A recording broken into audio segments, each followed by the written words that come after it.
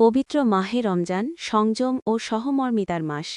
এই মাসে ক্ষুধার্থের মুখে অন্ন তুলে দেওয়া আর আর্ত মানবতার সেবায় নিজেকে বিলিয়ে দেওয়াই প্রকৃত ইবাদত।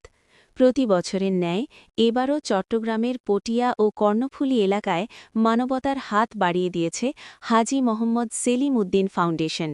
পটিয়া পৌরসভার দক্ষিণঘাটা, কর্ণফুলী থানার মৈজ্জার টেকসহ বিভিন্ন স্থানে প্রায় ২৫০টি কর্মহীন ও হতদরিদ্র পরিবারের মাঝে সেহেরি ইফতার সামগ্রী এবং নগদ অর্থ সহায়তা প্রদান করা হয়েছে। প্রতিটি পরিবারকে দেওয়া হয়েছে ২৫ কেজি ওজনের চালের বস্তা, ডাল, পেঁয়াজ, তেল, লবণ ও ছোলা। শুধু তাই নয়, আসন্ন ঈদের আনন্দ ভাগ করে নিতে পরিবারগুলোর আর্থিক অবস্থা বিবেচনায় ১,০০০ থেকে ৫,০০০ টাকা পর্যন্ত নগদ ঈদ খরচ প্রদান করা হয়েছে। ফাউন্ডেশনের চেয়ারম্যান হাজী মোহাম্মদ সেলিম উদ্দিন একজন সফল ব্যবসায়ী এবং স্বপ্নদ্রষ্টা।